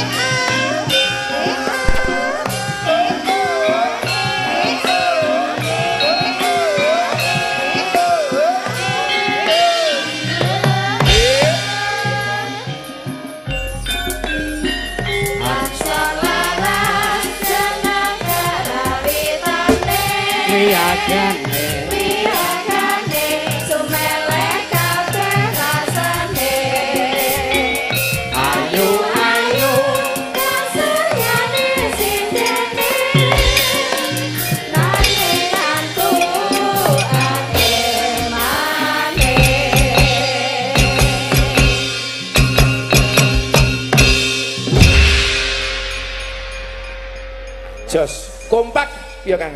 Oh, isana. Iki kerawitan Ansor Laras. Ansor Laras. Nggih. kompak. Slogane iki Slogane Ini apa? apa, Mas? sempak teles. Sempak teles ki apa? Juk gasaru lho aku. Semangat kompak anti lemes. Oh. Ora enek kok kendo iki ora enek tetep semangat. Sempak teles. Wah, semangat kompak anti lemes. Ansor Laras sempak teles. Kok lecehan jeneng. Medale ketambol. Kowe. Semboyan. Sembuyan. Semangat kompak Anti anti lemes. lemes. Nggih. Grupku, grupmu Mas, Sempak gatrake. suwek. sempak suwek tegese. Dandamono kok senengane. Tak kira ki ana artine. Semangat kompak sampai tuwek. Oh, Nek sindene slogane apa sindene Ansor Laras? Ora mudeng aku. Orang Lah ngapa ora mudeng? Ora nganggo kok doan kok. Ora nggo apa? Ora nggo slogan. Ora nganggo. Ora nggo slogan. Sempak telus. Tembangipun menapa, Mas? Ha kuwi Milih. anu sike. Ana pepeling, ana rengu, putrana Swantara, ayang-ayang gitu. Oh nek ayang-ayang wis memang khusus nggo. Khusus si terus rondo gembleng. teles. Heeh, rondo teles. Yes. Kula milih niki. Milih ya. Putra Nuswantara mawon. Oh putra Nuswantara. Oh iya. Pelak. Oh iya. Enyok. Melak nganggo bawa ora, Mbak? Manut. Komplit. Engko nek ra gelem darani peh ra bayaran we ngono. Wah, iki ora kok ngrembug nggon peh ora bayar. Heeh, campur. Iki kita mendarmakan diri Nah. untuk wayang. Nah, mergo setiap kali pentas awake dhewe entuk rezeki ya saka wayang. Betul, nggih. Iya, iya. Bawa sik. Anak kucing. Anak kusing. Oh, ya aku meng krungu-krungu. Teneh kok gerongane Sampai nek tuku kaset-kaset bajakan kok, Mas. Wong anak kucing kok anak kucing iki. Dadi ra cetha. meong ngono kayak gerongane kuwi. Ya.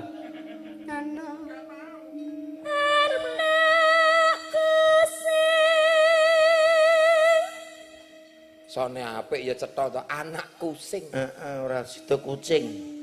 Coba nganggo sonku. Nggo sonmu Sonmu piye, kepiye? Mas? Kowe bar tuku son anyar to? Heeh. Unine kepiye? Arender kurser. Lah sonmu ki merek apa? Mereke apa? Mini kompo. Ya mula gaber suarane. Perkurter. Mini kumpul lho nganti-nganti dicekel. Ayo to, Mas. Iya. Jare wong sugih ya, sok-sone mini kompo. Sugih ning ngirit kok kuwi. Son wae mini kumpo. Sugih ning pelit. Lah ngopo? Nyugo aku wedangi pocine sak ngene. Lah rak ya kowe iki lho. Ah ta, Mas. Iki mbok yo ora isin-isin. Cetok tenger dalang kene ora tau dolan, dalang utun iki. Lah ngopo? Enek jeneng teh poci iki cingkire lak ya mesti cilik semene iki. Heeh. Enek to teh poci kok cingkire gede sak ember kuwi. Ora tau dolan. Aku nek omah teh yo poci kok teko omah ngrasani. Njing ben mrene nek kula mriku gelasé sing gedhe ngono to, Pak. Lah nggonamu ki sepira? Cingkir teh poci. Kuwi du cingkir ki jenis sloki nggonamu ki kuwi. Heh? Kudune Lah ku semene kok sloki. Ngono ki ra nggo Sloki teh. semene meneh. Semene kok. Ono aku. Sepira? Ono aku semene. Waduh enak iki gede. Jan udu sloki nek kuwi aja slokon.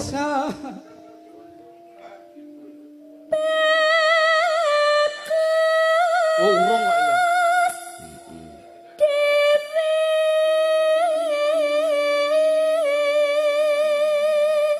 Bening ya suarane. Apik. Bening.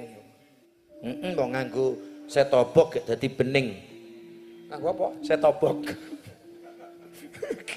Lah tau ora nggo setobok suarane kepiur kaya sonmu lho. Kaya TV ya. Besok pintar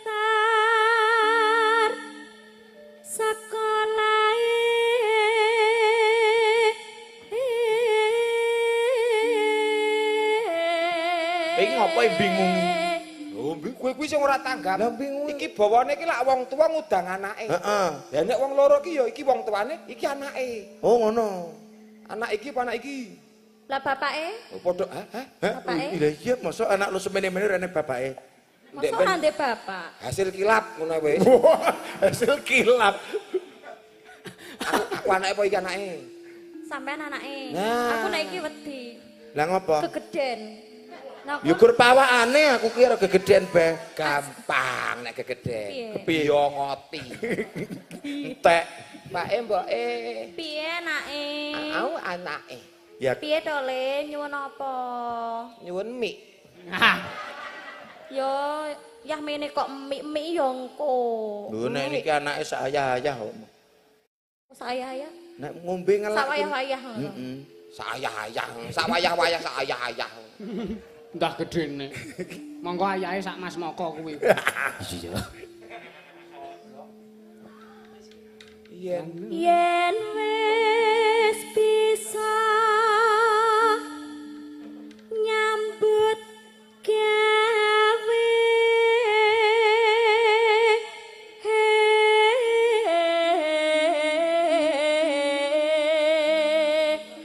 mbake piye Le? umbaske dolanan. Dolanan apa?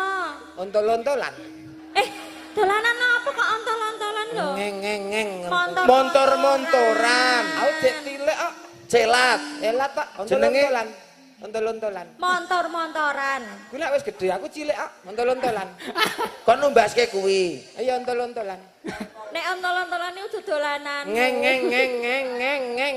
Nah, ki dolanane mbok. Ngeng. Mbak, umbaske. Ono lho. Montor-montoran yo engko tak tumbaske. Sing gedhe apa sing cilik? Cilik gede. Sing cilik. Nah. Mbok. Hah? Mbok tepike gede. Apa sing gedhe? Mbok ceplike gede. Ceplek. Aku dek cilik kok. Dek cilik ceplike gede. Dek cilik kok. Nah, kowe tepike gede. Ceplike iki gedhe. dadi iki dorone mboke. Lah aku ki anak sing omongane cetha iki sing celat Oh, iki sing lho. anak sing gedhe. Mbok minggir. Apa? Engko tepekmu tabrak ontongku lho, Mbok. Apa? Engko ceplekmu tabrak motor. Oh, aku dek cilik kok, aku dek cilik. Ceplekmu ndak ketabrak motor sing godolanan mau. Ngono. Ngono kuwi. Ije cilik kok ngerti ceplek ya. Ayo, kok ngerti ceplike mboke gedhe lho. Ya ceplek. Ceplek. Tabrak apa? Ontong. Ceplek. Ontong. Ngeng. Kayak unine kepiye? Wah. Ana motor kok unine iki motor apa? Ngeng. Kudu mlaku. Kudu mlaku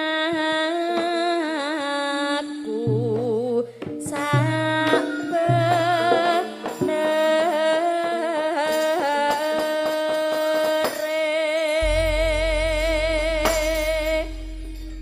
Nggih. Mangga.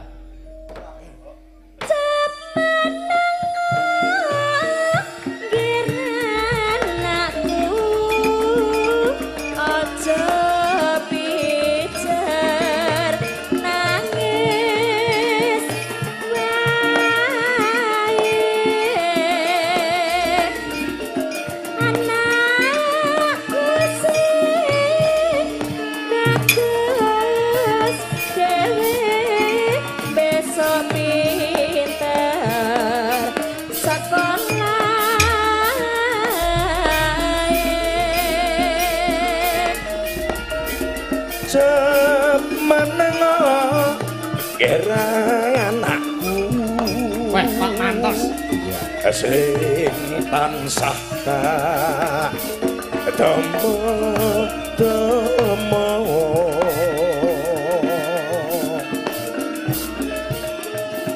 dadi satriya tamo labuh marang nusa bangsa Ngenang karo salto enggal menengo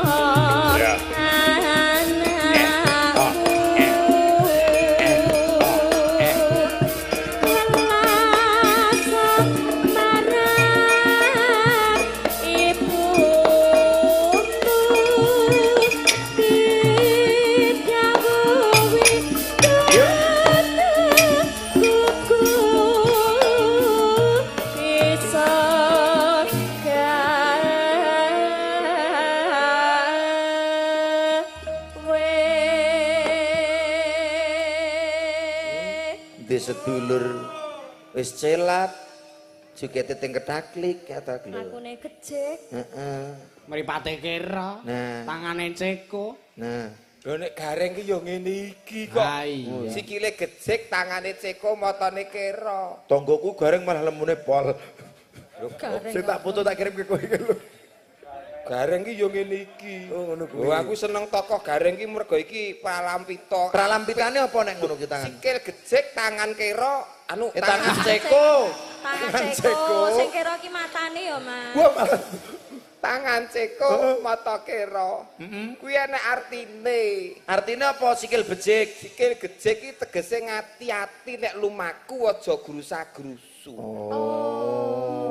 Tangan Terus tangan ceko. Tangan ceko kuwi tegese aja demen milik darbe ing liyan, aja seneng colong jubah. pupuk. Lah nek mata kira, Mata kira ki nek nyawang fokus satu pandangan, satu tujuan, istiqomah tumaknina untuk tujuan, orang ngalor, orang ngidul, pokoknya lurus bendang tercapai tujuannya. weh, tepuk tangan go Gareng Tralala ana filosofine ya. Mohon maaf, jangan pernah tepuk tangan untuk seorang Gareng Tralala. Lah ngopo? Gareng Tralala tidak pernah membutuhkan tepuk tangan, hanya akan memupuk rasa kesombongan. Terus yang dibutuhke? Yang dibutuhkan Gareng Tralala bukan tepuk tangan, tapi uluran tangan. Lah piye kok open donasi? Maksudnya donga dinonga. Oh. Terus arep Kok uluran tangan nek kene iki uluran jagung, uluran Nah, kacang. kene gisum tani. Uluran tangan. Ki ora mudeng basa Indonesia kok. Lah piye? Uluran tangan iki ngene lho Mas. Bantuan. Ngene lho Oh. uluran kuwi. Iki uluran tangan. Heeh. Nek ngene iki jenenge menanam. Ora kok ini ya ngulurke tangan nak ya. Iya tetep kene. Ora enak wong tandur Ora ngene. enek ngono kuwi. Bener Mas, bener. Wong kowe kayak ketumon kayak nandur kok tok sondoli ngene iki ra ya ora. Bener. Tenan kok jeram sepuh ki bener. Ya, wis pokoke aku ngaturke panuwun karo Pak De Gareng Tralala lan Mas Gatot. Sih Mas, Nggih, sami-sami. Ngelingi apa?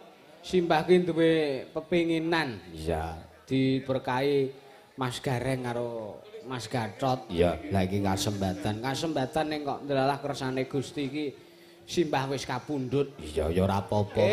Kula dongane mawon almarhumah Simbah Ngadiem dipun tampi wonten ayunanipun Gusti tentrem ayem sumanding Gusti mapan wonten swarga diapura sedaya lepat lan dosanipun. Amin.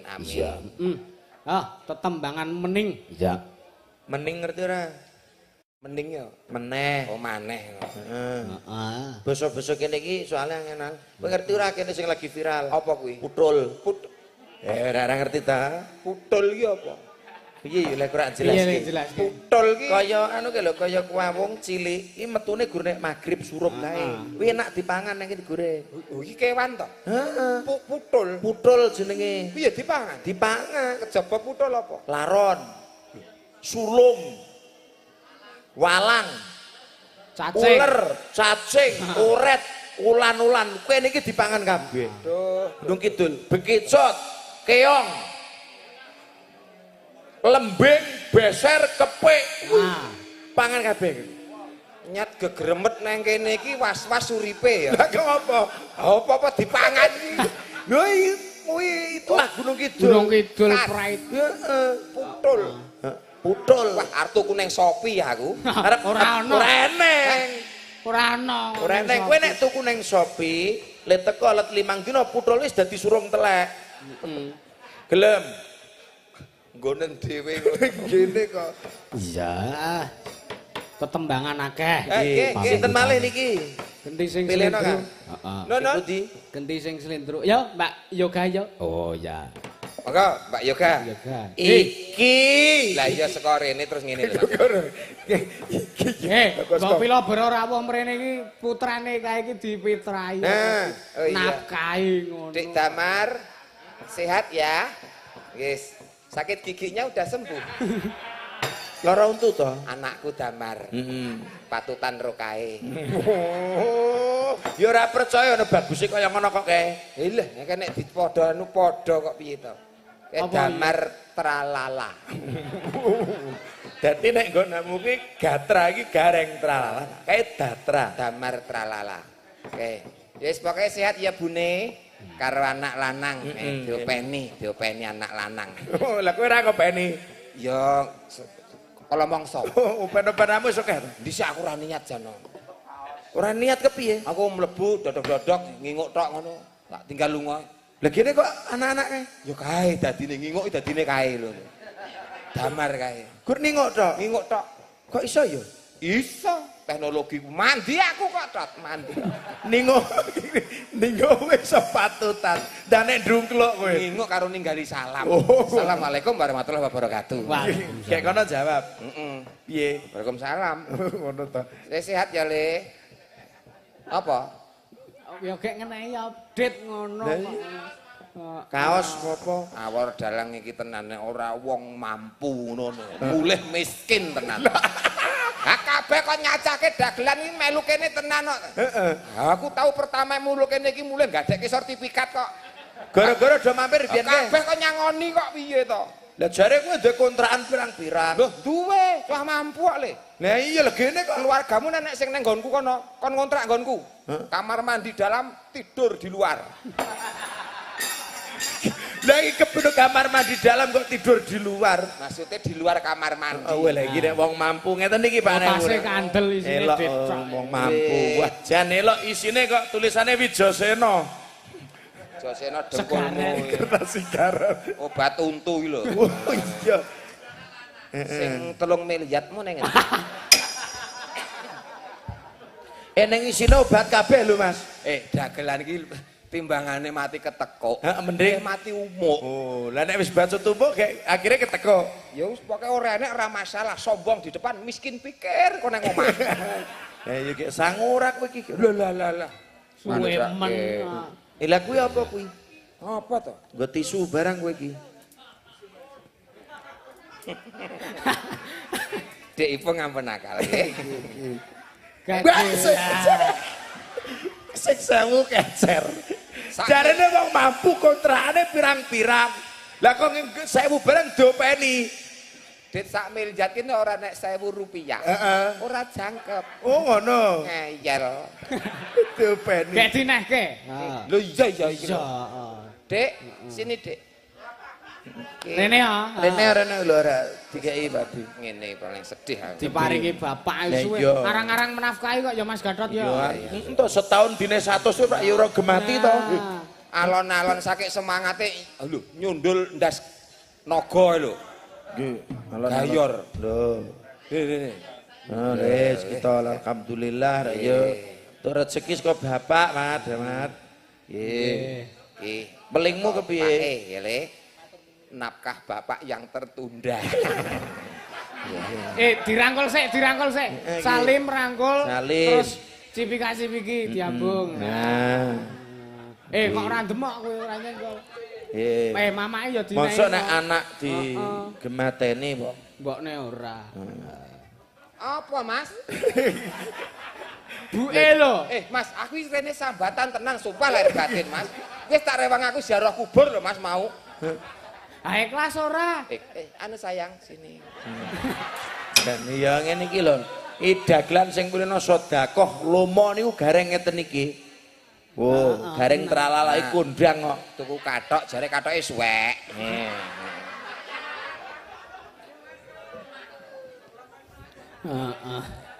Nek aro iki dulur ora?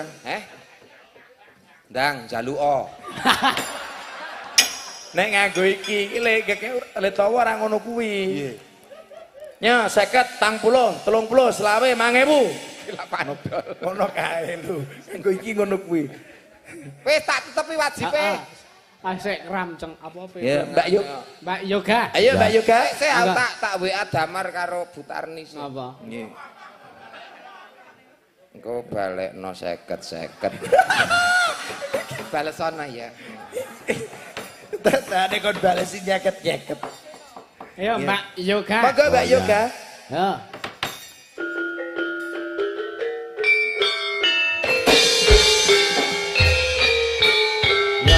Kapurna asmarawati singen cantik baik hati tolong sesama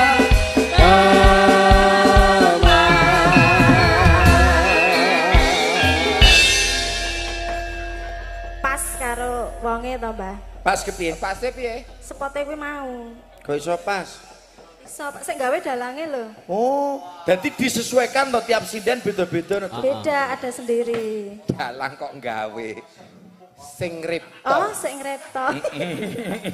Aku Kok gawe artine. arep pameng ngiringan spot. Aku sing gawe. Aku ki komposter. Komposer, kok komposter ki jenenge rabok, Mas. Ngawur. Komposer.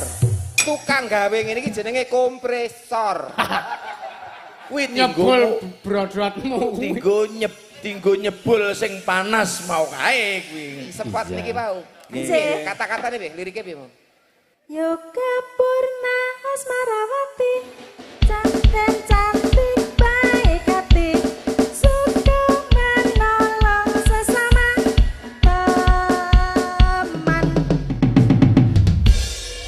to? Kaya film Doraemon kae ya. Oh, ya ger metune nggo gulung-gulung to. Baling-baling bambu kae. Lah iya iya. Les kreatif kok ya. Kreatif tenan. Suka menolong teman gitu Suka menolong Iya. teman, baik hati dan tidak sombong. Iya. Sedekah. Sabarane wong liwat ditawani. Pangestunipun sehat. Dangu mboten ketemu Kang Gareng to kita. Nggih. Nembang. Dangu. Mbak. Napa niki? Lagune Milio. Milo. Milo. Ana apa Pak? Pepeling Rengu. terus Peweling. rengu. Terusipun menika. Nggih.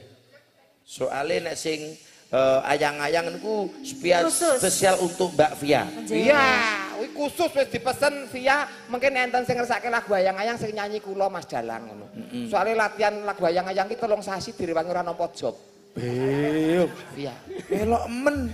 Tontonen top yang ngono wis nyanyi ayang-ayang. Lah kok ora nampa job iki ngapa? Nggo latihan nyanyi. Dienggo latihan kuwi. Via ngono wis nyanyi tontonen. Munggah rejing manggung bandulan. Ngayang. Ngayang. Engko orang gelem mudhun nek orang tak jambak. Lho, Eh. melu menek no sampean. Melu Ose. menek. Nek ose nek jambak ki apa? Wirane jarik lho. Ora nek kene jambak ki rambut. Ki lho, ngono ya apa sini?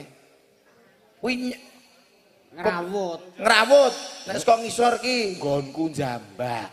Ngeyel. nek jambak ki rambut dhuwur. Ning dhuwur.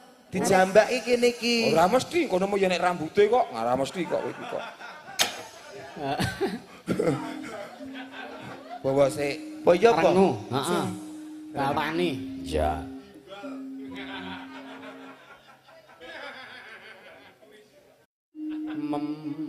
Moji. Rukun Gua mau pilih. Islam. Ah, Kang lima puniki.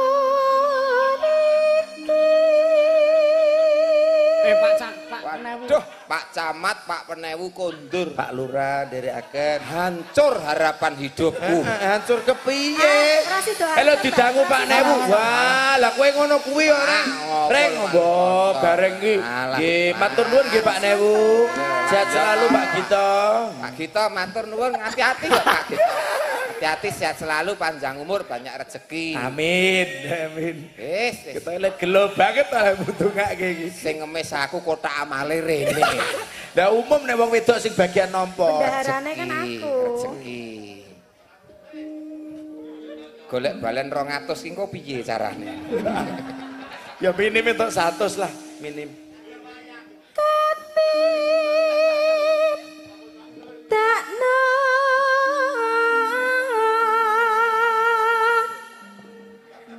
mring para sasama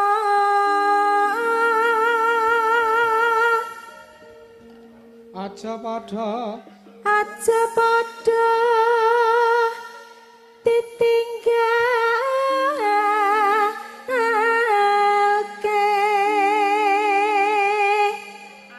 rukun Islam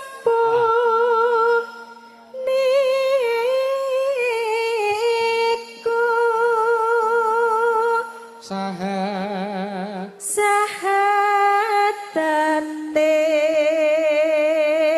kang kang angka siji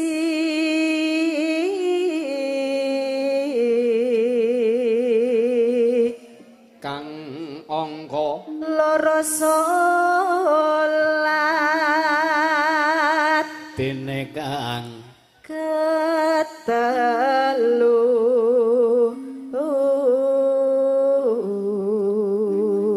Gawe royokan. Ramadan Ramadan nindak napasa papatnya zakat ping Ping 5 ngibat ibadah haji telaske rukun Islam sampurna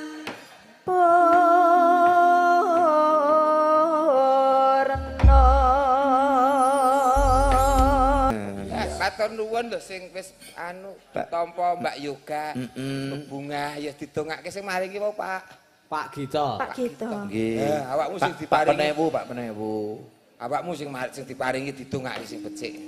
Sampun wau. Mugi-mugi Mugi-mugi pinaringan berkah barokah. Nggih. amin. Wong batine meri kok gareng. Kok angel mendonga bajekno. Lahirku Selasa kok. Oh, nek Selasa ki angel ndonga. Selo-selone menungso ngemis wae toko tutup kok piye lho. Selasa. Nek kowe lak kemis, Kemis tegese. pakeme wong ngemis ya ta. Oh iya, Selasa. Oh, kemis, pakeme nek ngemis. Nek entuk ya nggo jajan wong loro kok. Iya, dina iki nek diartekke becik iso becik. Apa wae, Lho Dik? contone Lah kawit Senin teko Minggu ki ana artine.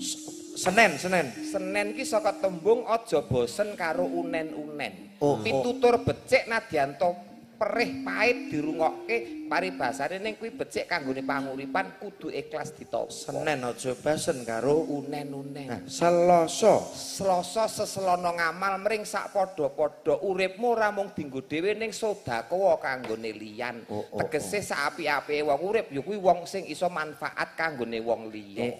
Rebo kerepo sinau ben ora bodho. Tuwa ora apa-apa ning duweni semangat ngangsu kawruh sing becik. Oh. Paribasane kejarlah ilmu sampai ke negeri Cina. Kemis. Kemis ya kuwi mingkemoti nimbang lamis. Tegese aja sok demen metani olone liyan ning luwih becik metani olone dhewe. Kemis. Jemuah. Jemuah ki jumbuhno ati yen arep jumangkah. Dadi seneke ati ki jumangkah ikhlas lahir batin niat. Setu ki insapo karo barang sing wis kawetu. Tegese sing elek dhisik wingi kudu mari stop saiki instap, sing elek saiki dadi becik lan apik. Kuwi Sabtu. Insapo karo barang sing kawetu. Minggu. Prei. Kene iki le ngenteni tenan-tenan Minggu kok prei. Anakku sekolah nek Minggu prei kok. Dadi pas pelajaran kuwi ora eneng ya. Ya Minggu diartekke iso. Minggu. Minggu ki minggira barang sing ala gunakno barang kang becik. Becik Allahumma amin. Becikno mletik ya. Ya iya, ngene kok 200 ilang lho. Lah kuwi jenenge ora ikhlas. Jare ngomah dit ki kintalan kok. Kintalan Mas, kintalan. Kintalan apa aku torono beruan kok. Keberan kintalan. Iya. Kowe wis slendro-slendro ki mau. Ya. Nggih, rengu nggih katose. Nggih, pepiling iki mau. Iya. Kaya Mbak Via. Oh ya. Lah iki Nah, awas. Role. Aku wedi nek gareng arak jambak. Role ansor laras iki. Ya. Piyayine Sepote, kae. Mas. Oh ya. Ayo Mbak Via katuran jumeneng. Oh ya. Kalih Bambang Jungkir.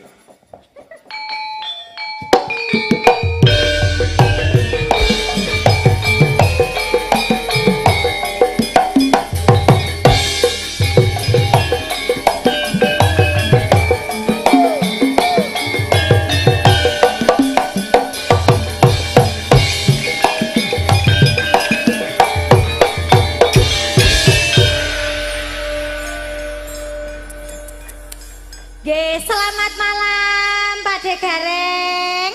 Selamat malam Mbak Pia. Selamat malam Mas Gatot. Selamat malam Mbak Pia. Nggih, sugeng dalu para warga nglipar katongan mriki. Nggih. Jeruk legi. Nggih, jeruk legi. Nggih jeram sepuh wae. Ora oleh jare. Ora Jeruk oleh. legi ya jeruk legi, Mas. Heeh. Nggih, mugi-mugi sedaya warga pinaringan sehat bagas waras, Amin. rezeki ingkang lancar. Amin. Amin. Amin. Sedaya Amin. nggih sedaya urusane lancar ngoten. Urusanmu dhewe kok. Urusane sapa? Urusane sedaya warga mriki. Oh, ngono. Dan Menawa kowe duwe urusan. Ning kowe ndongakno urusane sedaya lancar, urusanmu ya melu lancar ngono. Amin. Nah, kan ngono kuwi ndongak gawe Ya. dhewe, ndongake wong liya. Nah, nggih. Malah dene le teko gasik. Iya. Wong jenenge ndongane becik kanggone liyan ki engko bakale balik apik ning awake Balik dhewe. apik to, lah. Kaya aku kowe iki kulino ndongake wong apik-apik. Balik Perkara urip awake dhewe muntir ora masalah. Ora apa-apa, lah ula ki nyokot Liyane ya upase mandi nek nyokot awake dhewe ya ora ya. Ya ngono kuwi. Nah iya. Ki nduk Dadi ya. Injih. sing dikersake mau ayang-ayang khusus iki. Gek kowe engko dikonmu arak dijambak. Kon munggah kon. Sapa sing jambak mau? Ki. Kowe lho mu. Tombak cucukan. Ya jare Fiangku munggah recing tito gek arek dijambak. Piye anggonku kono kok. Dudu aku to? Dudu. Lah aku kon ngapa? Ora sida kon menek kono kuwi. Ora. Via anggonku mau tombak cucukan. Tenan ra? Kuwi khususe pianggonamu. Engko nek nganti Via iki munggah tenan berarti ora sida jambak kowe aku sing jambak. Loh. Ya Via iki kok jare Via Giri Suba kono kok. Oh. Ayo sapa kuwi sing aran jambak? Berarti nek iki kowe kok ora melu jambak, kowe ngentenono Giri Suba. Sing dimaksudke emang sing Giri Suba. Monggo kono ki mbuh kena dijambak mbuh ora aku ya ora ngerti. Piye? Via iki apa udu? Tak jambak via Giri Suba kaya. Ya kono nek ngarep rebutan aku wis ora rasa rebutan. Nah, ngene Mbak wis ben ku tak jambake dhewe. Ah. Jeng melu mboten jenengan De. Oh, Pak D wis ora piye-piye. Nggih. Lagune ayang-ayang. Nggih, ini tadi permintaannya siapa? Mbak Dejum, Bujum. Oh ya, Sing Mbak duwe Dejum. gudeg. Bu Dejum. Kudu kok sing duwe gudeg. Akeh ya gudeg yujum ngono kok. Nggih, dipinangkani. Ayo Pak De Gareng. Ya, Jenengan teng mriki niku kon ndagel ora kon apa ceramah emo apa. Ora kon jambak ya, Mas. aku wis diceluk Gus kok. Gus piye? Oh, wis diceluk Gusti. Aku nang kene dombok leceh, aku nang omah celuk Gus lho mangsamu. Gus apa? Gus Winarno. Kok kayane ora tek wangun to? Ora wangun. Ora Gus Win. wangun. Ya. Gus Win. Suwe-suwe ya wangun. Ayo. Ya. Yuk.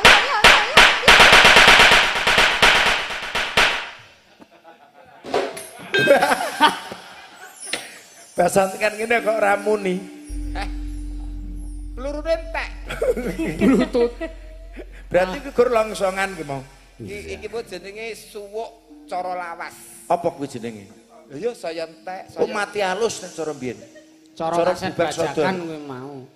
Jamro dhisik kaset Loko Nontoi ngono kuwi. Saya lirih. Hilang, lap.